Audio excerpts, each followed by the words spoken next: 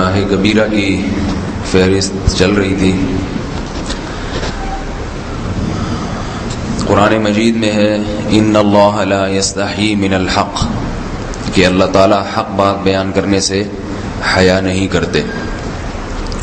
حدیث میں بھی بعض ایسے مسائل کو اللہ کے رسول نے بیان کیا ہے صلی اللہ علیہ وسلم نے جو بظاہر حیا کے خلاف ہیں، مگر اس لیے بیان کیا کہ اگر آپ صلی اللہ علیہ وسلم بیان نہ کرتے تو لوگ ان بے شرمی کے کاموں میں مبتلا ہو جاتے.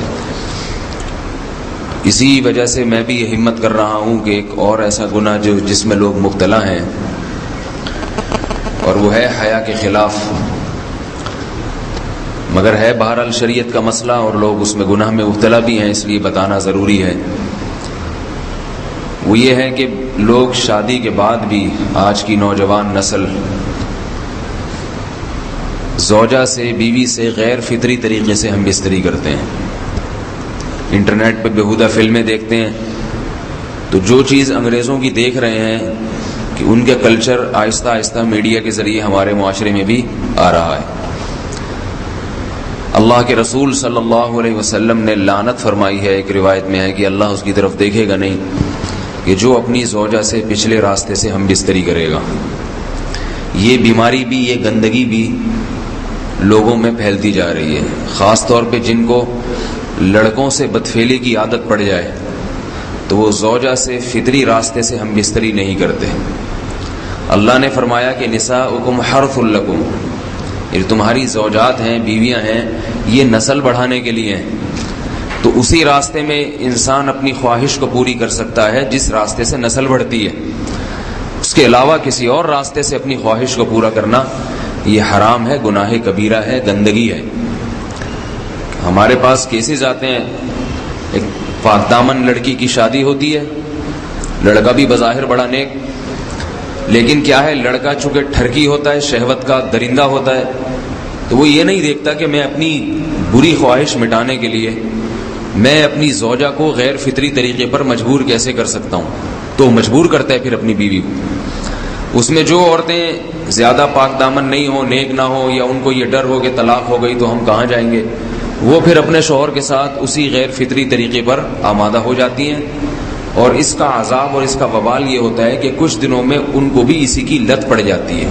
انسان جب بھی کوئی غیر فطری راستہ اختیار کرتا ہے، آخرت کا عذاب تو بعد میں، دنیا کا عذاب یہ آتا ہے کہ پھر اس کو لذت فطرت میں آتی نہیں ہے.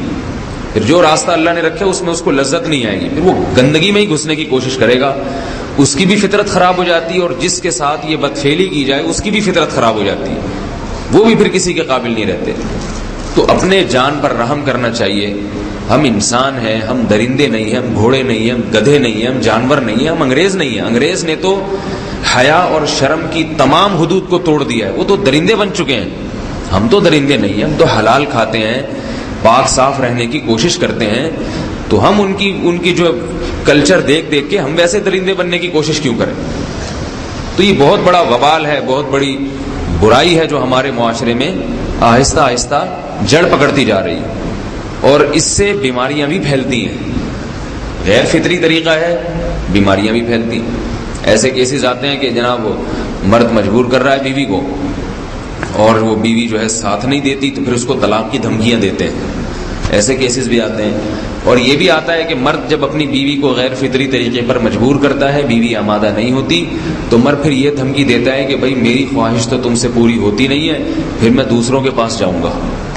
تو یاد رکھیں، جس عورت کا شوہر یہ دھمکی دے اس کو کہ میں زنا کروں گا اگر تم نے میری خواہش پوری نہیں کی غیر فطری طریقے سے، تو عورت اپنے شوہر سے کہہ دے کہ جاؤ تم کہیں اور جا کے منہ کالا کرو، تمہاری فطرت میں گندگی ہے تو یہ مجھے گندا بنانے کی کوشش نہ کرو.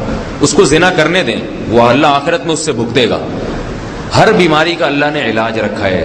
اللہ کے رسول صلی اللہ علیہ وسلم نے فرمایا، صحیح بخاری کی حدیث، ما انزل اللہ من داء الا انزل له دواء، کوئی بیماری ایسی نہیں ہے جو اللہ نے نازل کی ہو اور اس کے لیے دوا نہ رکھی ہو دنیا میں. تو اگر کسی کو ایسی لت پڑ گئی ہے غیر فطری کام کی تو اس کو چاہیے کہ وہ اپنا علاج کرائے، ڈاکٹر سے بھی رابطہ کرے. اور سب سے بڑا علاج یہ ہے کہ کچھ وقت صبر کرے گا، چھوڑ دے گا کچھ عرصے کے لیے، تو خود بخود آہستہ آہستہ صحیح ہو جائے گا. ایک آدمی شراب کا عادی ہے، ایک علاج تو یہ کہ ڈاکٹروں سے رابطہ کرے، بہترین علاج کیا؟ چھوڑ دے. کتنے دن تڑپے گا؟ 1 دن 2 دن 3 دن 4 دن 1 ہفتہ 2 ہفتہ، بہت زیادہ سال ہو جائے گا نا، اس کے بعد خود بہت ٹھیک ہو جائے گا. سگریٹ کا عادی ہے، چھوڑ دے گا تو کتنے لوگ ہم نے دیکھے ہیں دن میں 20 سگریٹ پیتے تھے، چھوڑنے پر آئے تو بالکل ایک دم چھوڑ دی انہوں نے، آہستہ آہستہ کر کے چھوڑ دی، لیکن تکلیف ہوئی مگر عادی ہو گئے.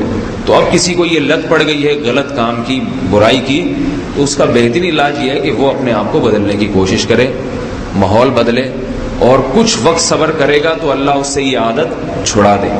نہیں کی، صبر نہیں کیا اس نے، پھر اسی گندگی میں موت واقع ہوگی، پھر آخرت کا عذاب بہت سخت. نسلیں برباد ہو جاتی ہیں اس عمل سے انسان کی.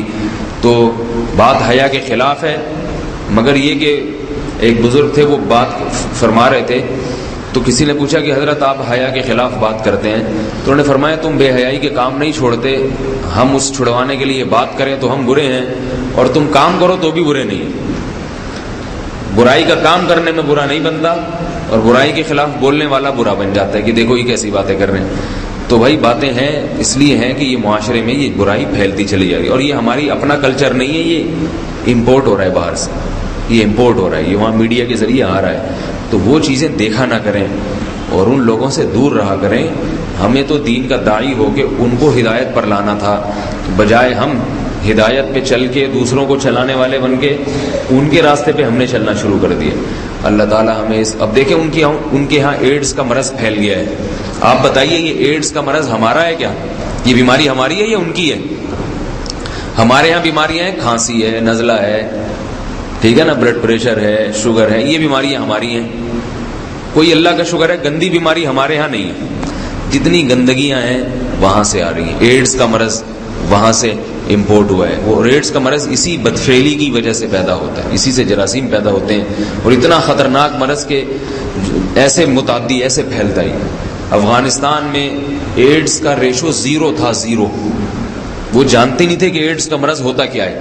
جب سے امریکن آرمی، برطانیہ آرمی افغانستان میں آئی ہے، فوجی آئے ہیں، افغانوں میں ایڈز کا مرض پھیل گیا ہے. انہوں نے وہاں بدفعلیاں شروع کر دی ہیں. تو وہ تو حالانکہ ان کے لیے زنا کتنا سستا ہے، کتنا سستا ہے نا ان کے لیے زنا، پھر بھی وہ لڑکوں کی طرف مائل ہوتے ہیں. تو اتنی گندگی، ایسا گندا جب انسان بن جائے پھر اللہ اس کے وجود کو برقرار نہیں رکھتے، اور رکھتے ہیں تو پھر آخرت میں سزا دینے کے لیے. اپنے آپ کو ان گندگیوں سے بچانا چاہیے، حلال پہ اکتفا کرنا چاہیے. اللہ تعالی ہمیں حلال پہ قناعت کی توفیق عطا فرمائے اور پاکیزہ لوگوں میں ہمارا شمار فرمائے.